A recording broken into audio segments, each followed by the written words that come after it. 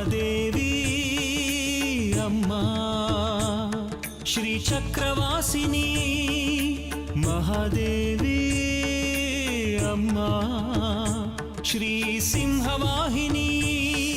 ನೀನೇನು ಮಾಡ್ತೀಯೋ ನನ್ಗೆ ಗೊತ್ತಿಲ್ಲ. ಮೊದಲು ಅಮ್ಮನವ್ರನ್ನ ಆ ಕಲ್ಲಿಂದ ಹೊರಗೆ ತೆಗಿ.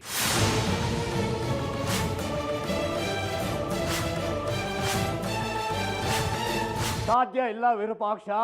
ಏ ಬೂದಿ ಬಾಬಾ, ನೀನ್ ತೆಗಿತೀಯೋ ನಾನೇ ತೆಗಿಲೋ? ಧೈರ್ಯ ಇದ್ರೆ ಹೋಗಿ ಮುಟ್ಟು ಆ ಮಂಡಲವನ್ನ. ಏನ್ ಸುದ್ದಿ? ಕಲ್ ಸುರಿಯೋದು ನಿಲ್ತಾ? ಅಯ್ಯೋ, ನಿಲ್ಲೋದು ಎಲ್ಲಿಂದ ಬಂತು? ಆಗ್ಲಿಂದ ಕುಂಭದ್ರೋಣ ಮಳೆ ತರ ಸುರಿತಾನೆ ಇದೆ. ಹೌದಾ? ಕಲ್ಲಿನ ಮಳೆ?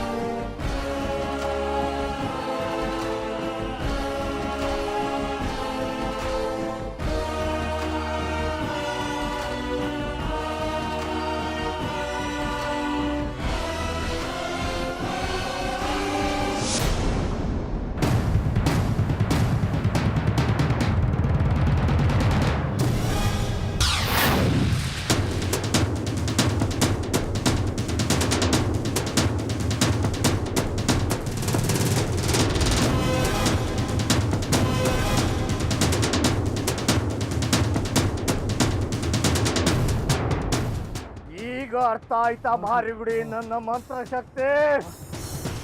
ಈಗ ನಂಬಿಕೆ ಬಂತ ನಿನ್ನ ಪೊಲೀಸ್ ಗಿರಿಗೂ ಮೀರಿದ ಇನ್ನೊಂದು ಶಕ್ತಿ ಇದೆ ಅಂತ.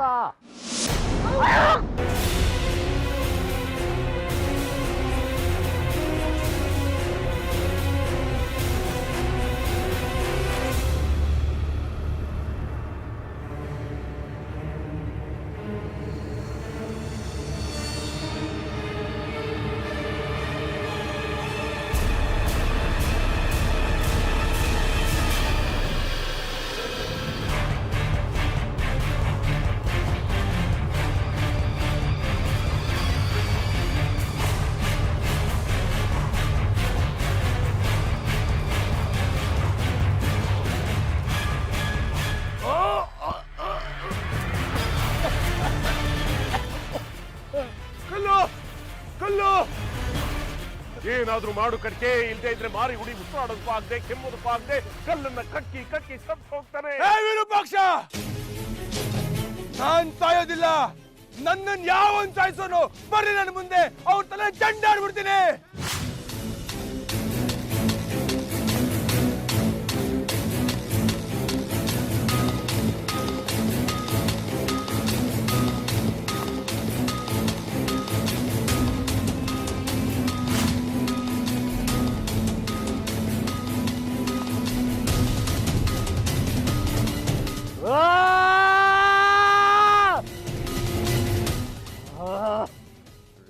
ಅಮ್ಮನವರೇ,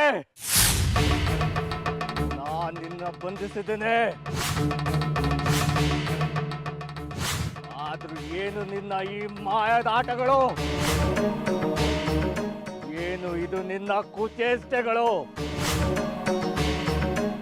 ಧೈರ್ಯ ಇದ್ರೆ ಮುಂದೆ ಬಾ, ನೋಡೇ ಬಿಡೋಣ.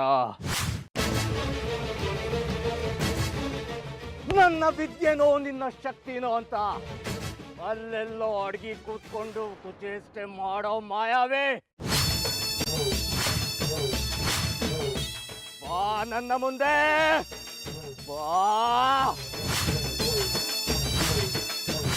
ತೋರ್ಸು ನಿನ್ನ ಶಕ್ತಿನ.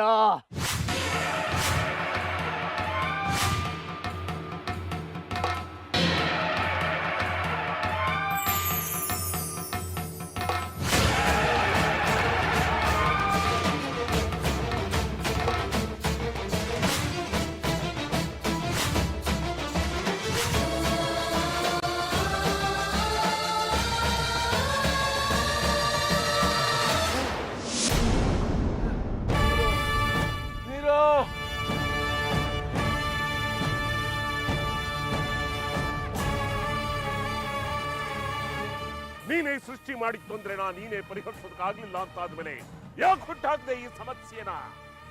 ಪ್ರಯೋಗ ಮಾಡೋದು ನೀನು, ಫಲ ಉಣ್ಣೋದು ನಾವು.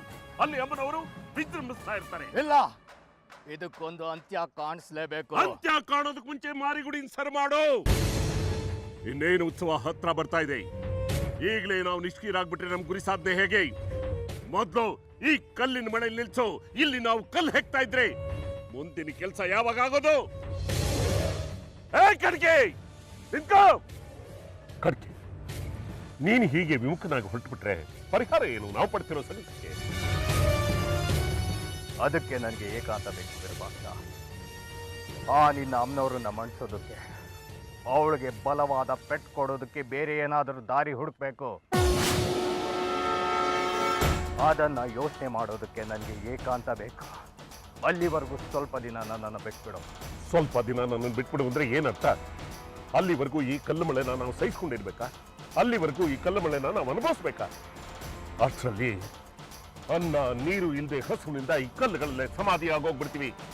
ಮೊದಲು ಅದಕ್ಕೆ ಏನಾದ್ರು ಪರಿಹಾರ ಕಂಡಿಡಿ, ಅದನ್ನು ಮಾಡು. ಅದನ್ನೇ ಮಾಡೋದಕ್ಕೆ ಹೊರಟಿದ್ದೀನಿ. ಈಗ ನಿನ್ನ ಅಮ್ಮನವ್ರನ್ನ ಬಂಧ ಮುಕ್ತರನ್ನಾಗಿ ಮಾಡಬೇಕು. ಆಗ ನಮಗೆ ಕಲ್ಲುಗಳ ಮಳೆಯಿಂದ ಮುಕ್ತಿ ಸಿಗುತ್ತೆ.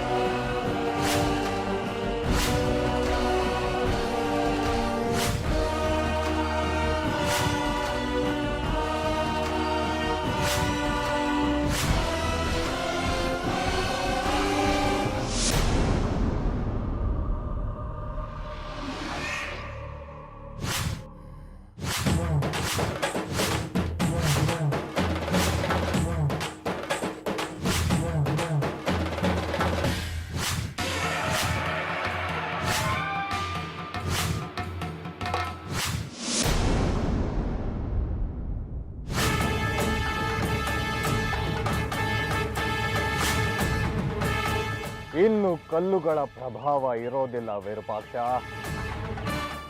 ಅಮ್ಮನವ್ರನ್ನ, ಜಾಜಿನ ತಾತ್ಕಾಲಿಕವಾಗಿ ಬಂಧನದಿಂದ ಬಿಡಿಸಿದ್ದೇನೆ. ದೇವಸ್ಥಾನದಲ್ಲಿ ಎಲ್ಲವೂ ಮುಕ್ತವಾಗಿರುತ್ತೆ. ಮಾರಿಗುಡಿಗೂ ಏನು ತೊಂದರೆ ಆಗೋದಿಲ್ಲ. ಸದ್ಯ ಈಗ ಉಸಿರು ಬಂದ ಹಾಗಾಯ್ತು ನೋಡು. ಉತ್ಸವ ಕಾಲದಲ್ಲಿ ಹೀಗೇನಾದ್ರೂ ಆಗ್ಬಿಟ್ಟಿದ್ರೆ ಭಕ್ತರಿಗೆ ದೇವರು ದೇವಸ್ಥಾನದ ಮೇಲೆ ನಂಬಿಕೆ ಹೊರಟು ಹೋಗ್ಬಿಡ್ತಾ ಇತ್ತು. ಆಮೇಲೆ ನಮ್ಗತಿ ಉತ್ಸವ ಕಾಲದವರೆಗೂ ಅಮ್ಮನವ್ರಿಗೆ ಒಂದಿಲ್ಲ ಒಂದು ರೀತಿ ವಿಶೇಷ ಪೂಜೆ ಇದ್ದೇ ಇರುತ್ತೆ ಅಲ್ವಾ? ಹೌದು, ಹತ್ತದ್ದಲ್ಲೇ ಅಮ್ಮನವ್ರಿಗೆ ಒಂದು ಪೂಜಾ ವಿಧಿ ಇದೆ. ಯಾವುದದು? ಈ ಕಲ್ಲು ಸುರಿಮಳೆನಲ್ಲಿ ನನಗೆಲ್ಲವೂ ಮರ್ತು ಹೋಗಿದೆ. ನೋಡ್ಕೊಂಬಂದು ಹೇಳ್ತೀನಿ. ನಾವು ಹಾಗೆ ಮುಂದುವರಿಯೋಣ. ಉತ್ಸವ ಕಾಲದವರೆಗೂ ಅಮ್ಮನವ್ರಿಗೆ ಏನೇನು ಪೂಜೆ ಸಲ್ಲುತ್ತೋ ಅದಕ್ಕೆ ಬಂಧನಗಳನ್ನ ಒಡ್ತಾ ಹೋಗೋಣ. ಒಂದಲ್ಲ ಒಂದರಲ್ಲಿ ನಿಮ್ಮ ಅಮ್ಮನವ್ರನ್ನ ಕಟ್ ಹಾಕೋದಕ್ಕೆ ಸಾಧ್ಯ ಆಗುತ್ತೆ.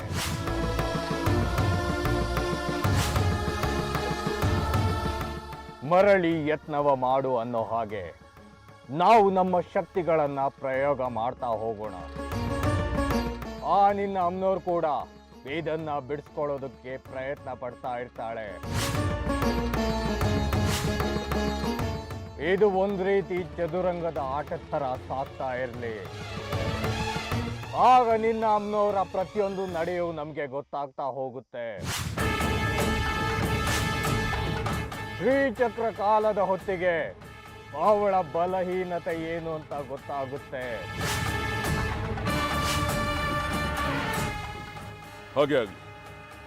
ನಾನು ಹೋಗಿ ಮಡಿಯಾಗಿ ಅಮ್ಮನವ್ರಿಗೆ ನೈವೇದ್ಯವನ್ನು ಅರ್ಪಿಸಿ ನಾನು ಸ್ವಲ್ಪ ಹೊಟ್ಟೆಗೆ ಏನಾದರೂ ಹಾಕ್ಕೊಳ್ಳಿ.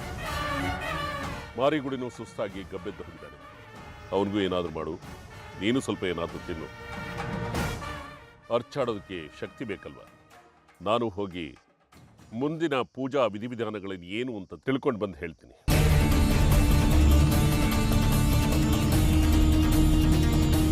ಅಮ್ಮನವರೇ, ಬಿಡುಗಡೆ ಹೊಂದಿದ್ದೇನೆ, ಗೆದ್ದಿದ್ದೀನಿ ಅನ್ಕೋಬೇಡ. ಈ ಬಂಧನದಿಂದ ಮುಕ್ತಿ ಹೊಂದಿದ್ರೆ ಇನ್ನೊಂದು ಪಟ್ಟು ಹಾಕೋದು ನನಗೆ ಗೊತ್ತಿದೆ. ನೀನು ನಿನ್ನ ಆಟ ಆಡು, ನಾನು ನನ್ನ ಆಟ ಆಡೇ ಆಡ್ತೀನಿ. ಮರಕ್ಕಿಂತ ಮರ ದೊಡ್ಡದಿರುತ್ತೆ, ನಿನಗಿಂತ ದೊಡ್ಡ ತಾಯಿ ಇದ್ದೇ ಇರ್ತಾಳೆ. ಆದ್ರೆ ಒಂದಂತೂ ಸತ್ಯ, ಶ್ರೀಚಕ್ರವನ್ನ ಇದೇ ಜನ್ಮದಲ್ಲಿ ಪಡಿತೀನಿ.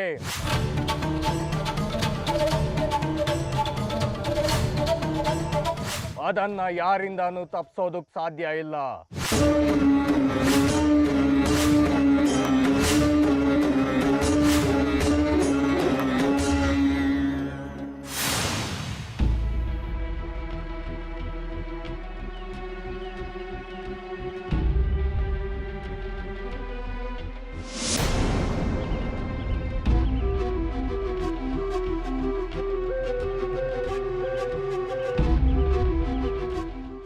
ಈಗ ನಾನು ಎಲ್ಲಿದ್ದೀನಿ? ಎಲ್ಲಿಗೆ ಹೊರಟಿದ್ದೆ? ಸಮಯ ಏನಿರ್ಬೋದು?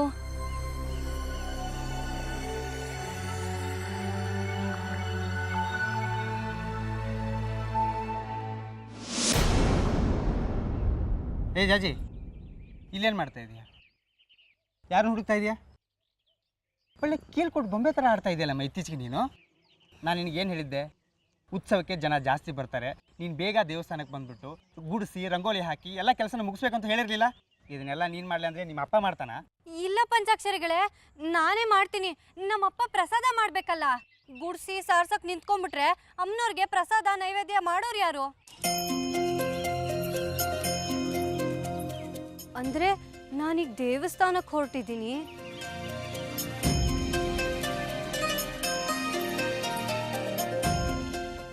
ಏ ಜಾಜಿ, ಏನಾಗಿದೆಯಮ್ಮ ನಿನಗೆ? ಒಂದೆರಡು ದಿವಸದಿಂದ ಮಾತಿಲ್ಲ, ಕತೆ ಇಲ್ಲ, ಉತ್ತರ ಇಲ್ಲ, ಪ್ರಶ್ನೆ ಇಲ್ಲ. ಒಳ್ಳೆ ಯಾಂತ್ರಿಕವಾಗಿ ಕೆಲಸ ಮಾಡ್ತಾ ಇರ್ತೀಯಲ್ಲ. ಅಲ್ಲ, ವಿರೂಪಾಕ್ಷ ಶಾಸ್ತ್ರಿಗಳು ಕರೆದ್ರೂ ಹೋಗ್ಲಿಲ್ವಂತೆ? ಏನೋ ಗೊತ್ತಿಲ್ಲ ಪಂಚಾಕ್ಷರಿಗಳೇ, ಮೈಯೆಲ್ಲ ಜಡಗಡ್ದಂಗಾಗಿ ಜ್ಞಾನನೇ ಇಲ್ದಂಗಾಗಿತ್ತು. ಅದು ನಮಗೂ ಕಾಣಿಸ್ತಾ ಇತ್ತು. ಹೋಗ್ಲಿ ಬಿಡು, ಮೊದಲಿನ ಥರ ಆದಲ್ಲ, ಅದೇ ಸಂತೋಷ.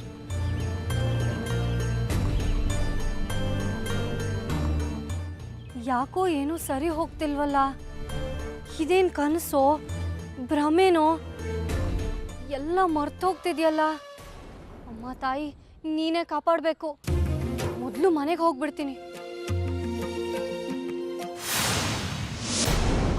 ಅಜ್ಜಿ, ಅಜ್ಜಿ, ಅಜ್ಜಿ ಅಜ್ಜಿ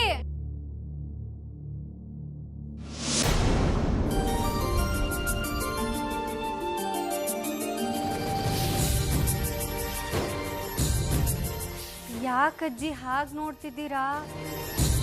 ನಂಗೆ ಹೊಟ್ಟೆ ಹಸಿತಿದೆ, ತಿನ್ನೋಕೇನಾದ್ರೂ ಕೊಡಿ.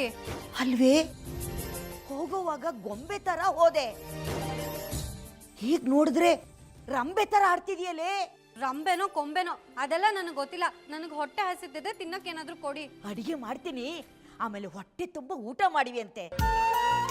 ಸತ್ಯ, ನೀನು ಸರಿ ಹೋದಿಯಲ್ಲ, ಅದೇ ನನಗೆ ದೊಡ್ಡ ಸಮಾಧಾನ.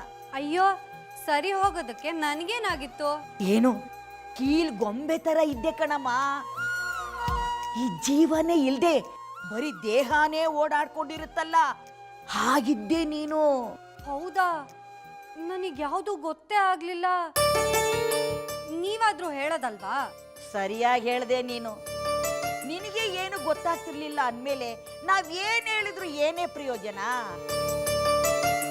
ಮನೇಲಿ ಎಲ್ರಿಗೂ ನಿಂದೆ ಚಿಂತೆಯಾಗಿತ್ತು. ಸತ್ಯ, ನೀನ್ ಈ ಸ್ಥಿತಿಗೆ ಯಾವಾಗ ಬರ್ತೀಯೋ ಅಂತ ಎಲ್ರೂ ಕಾಯ್ತಾ ಇದ್ವಿ. ಅಮ್ನೋರ್ ಕರಣೆ, ಸದ್ಯ ನೀನು ಮೊದಲಿನ ತರ ಆದ್ಯಲ್ಲ.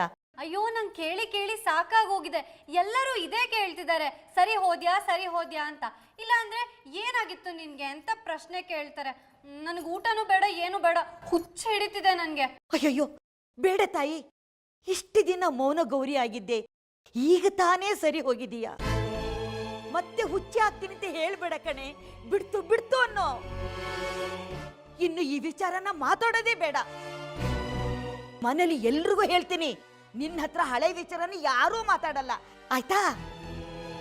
ಈಗ ನಿನಗಿಷ್ಟವಾದ ಮಜ್ಜಿಗೆ ಹುಳಿ ಮಾಡ್ತೀನಿ, ಬಿಸಿ ಬಿಸಿಯಾಗಿ ಊಟ ಮಾಡಿವಿ ಅಂತೆ. ಹೋಗಿ ಒಂದ್ ಗಳಿಗೆ ಕಣ್ಮುಚ್ಕೊಂಡು ಅಮ್ಮನವ್ರನ್ನ ಸ್ಮರಣೆ ಮಾಡ್ಕೊಂಡು ಮಲಗು. ಮನಸ್ಸು ನಿರಾಳ ಆಗತ್ತೆ. ನಾನು ಅಡಿಗೆ ಮಾಡಿ ಎಬ್ಬಿಸ್ತೀನಿ. ಈಗ ನೀನ್ ಹೋಗಮ್ಮ.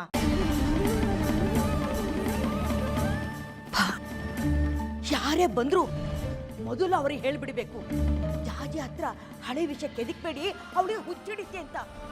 ಆಮೇಲೆ ಒಂದ್ ಹೋಗಿ ಇನ್ನೊಂದು ಆಗ್ಬಿಡುತ್ತೆ. ಅಮ್ಮ, ತಾಯಿ ಕಾಪಾಡಮ್ಮ. ಈಗ ನಿನಗೆ ಸಂತೋಷನಾ ತಾಯಿ? ಈಗ ನಿನಗೆ ನೆಮ್ಮದಿನಾ? ನನ್ನನ್ನು ನೋಡಿ ಕುಹಕನಾಗಿ ನಗೋದಕ್ಕೆ ನಿನಗೊಂದು ಅವಕಾಶ ಸಿಗ್ತಲ್ಲ? ನಗು ನಗು ಮಹಾತಾಯಿ, ನಗು. ಆದ್ರೆ ಈ ನಗು ನಿನಗೆ ಶಾಶ್ವತವಲ್ಲ. ಈ ನೆಮ್ಮದಿ ನಿನಗೆ ಸದಾ ಕಾಲ ಇರೋದಿಲ್ಲ. ಎಲ್ಲವೂ ತಾತ್ಕಾಲಿಕ. ಶ್ರೀಚಕ್ರ ನನ್ನ ಕೈಗೆ ಸೇರೋವರೆಗೂ ಈ ಹೋರಾಟ ನನ್ನ ನಿನ್ನ ನಡುವೆ ಇದ್ದಿದ್ದೇ. ಯುದ್ಧ ಘೋಷಣೆಯಾಗಿದೆ. ಅಲ್ಲಲ್ಲಿ ನಿನಗೆ ಅಲ್ಪ ವಿರಾಮ, ಅಲ್ಪ ಗೆಲುವು. ಇದು ಕದನ ವಿರಾಮ. ಆದ್ರೆ ಯುದ್ಧ ನಿಂತಿಲ್ಲ. ಕಲ್ಲು ಮಳೆಯನ್ನ ನಮ್ಮ ಮೇಲೆ ಸುರಿಸಿದ್ದು ಸಾಲದು ಅಂತ ನಿನ್ನ ಮೇಲೆ ನೀನು ಅಭಿಷೇಕ ಮಾಡ್ಕೊಂಡಿದ್ದೀಯಲ್ಲ, ಈ ತಂತ್ರ ನಿನಗೆ ಸುತ್ತಕೊಳ್ತಾ ಇದೆ ಅನ್ನೋದು ನಿನಗೆ ಗೊತ್ತಾಗ್ತಿಲ್ವಲ್ಲ ತಾಯಿ? ದೇವಸ್ಥಾನ ಅಶುದ್ಧಿಯಾಗಿದೆ ಅಂತ ಹೇಳಿ ದೇವಸ್ಥಾನದ ದ್ವಾರವನ್ನು ಮುಚ್ಚಿಸ್ತಿದ್ದೇನೆ. ನಿನ್ನ ವರ್ಚಸ್ಸೇ ಕಡಿಮೆ ಆಗೋಯ್ತಿಲ್ಲ ತಾಯಿ. ನಿನ್ನ ಭಕ್ತರು ನನ್ನನ್ನು ಬೈಕೊಳ್ತಾರೆ, ಆಗಲಿ ಜೊತೆಗೆ ನಿನ್ನನ್ನೂ ಬೈಕೊಳ್ತಾರೆ. ಅಮ್ಮನವರು ತಮ್ಮನ್ನು ತಾವೇ ಕಾಪಾಡ್ಕೊಳ್ಳೋದಕ್ಕಾಗ್ಲಿಲ್ವಲ್ಲ ಅಂತ. ಇದೊಂಥರ ನಷ್ಟದಲ್ಲಿ ಲಾಭನೇ ತಾಯಿ. ಉತ್ಸವದ ಸಮಯದಲ್ಲಿ ಜನ ಕಡಿಮೆ ಆಗ್ತಾರೆ.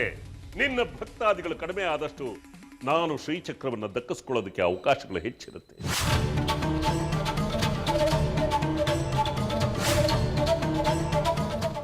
ಆಡು, ಅದೇನು ಆಡ್ತೀಯೋ ಆಡು. ಇನ್ನು ನಮ್ಮ ಆಟಗಳನ್ನು ನಾವಾಡ್ತೀವಿ. ನಿನ್ನ ತಂತ್ರಗಾರಿಕೆಯನ್ನು ನೀನು ನಿಲ್ಲಿಸಬೇಡ, ಮುಂದುವರಿಸು. ಉತ್ಸವದವರೆಗೂ ಇನ್ನೂ ಅನೇಕ ಪೂಜಾ ವಿಧಿವಿಧಾನಗಳೆಲ್ಲವೂ ಇದೆ. ಆದರೆ ಪ್ರತಿ ಹೆಜ್ಜೆಯಲ್ಲೂ ನಾವು ನಿನ್ನನ್ನು ಕಾಡೋದೆ. ಅದೆಲ್ಲವನ್ನೂ ನೀನು ನಿವಾರಿಸ್ಕೊಳ್ತೀಯ ಅಂತ ನಮಗೆ ಚೆನ್ನಾಗಿ ಗೊತ್ತು. ಆದರೆ ನಿನ್ನ ತಂತ್ರ ನಮಗೆ ಲಾಭ.